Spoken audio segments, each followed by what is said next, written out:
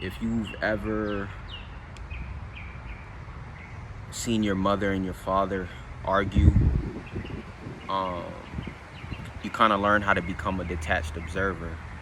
And what I mean by that is um, it was safer to say nothing, you know, not pick a side, but just say nothing. How to adapt. You learn how to be neutral in certain situations. So if you can see it through, you're actually learning. I want to say survival instincts. Um, Most things that people don't even have nowadays. The ability to adapt, the ability to be neutral. You know what I'm saying? Most times people are far over here to the left or far over here to the right. Some of you could resonate with this, or it could just be an experience of mine. Um, but up into your adulthood, what you don't realize is that um, being neutral, that's a part of childhood trauma as well. Not speaking up for yourself, being afraid of being judged. So it's playing it safe. Not saying anything. But I would encourage you, speak your mind.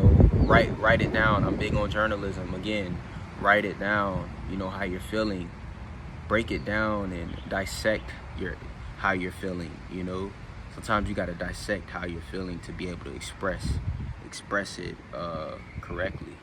you know and people can laugh and be like, bro, what's the point of all of this? This could be the very thing that can save your life, get you better job opportunities. You know what I'm saying?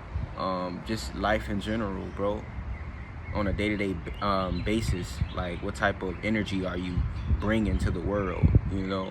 So these are all important. So don't ever think that for a second that this isn't important. You know what I'm saying? You just take your time, but really understand why you're doing it.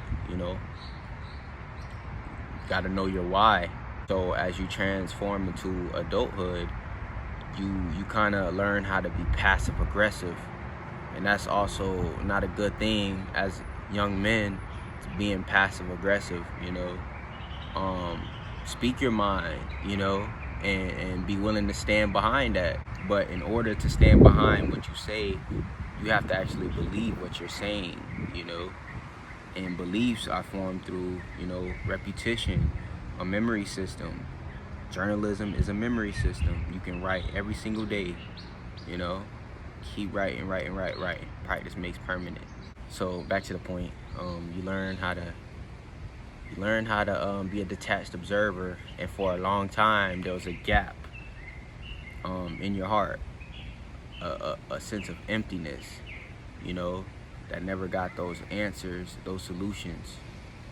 And so as you transfer into adulthood, you kind of look for those answers into other people.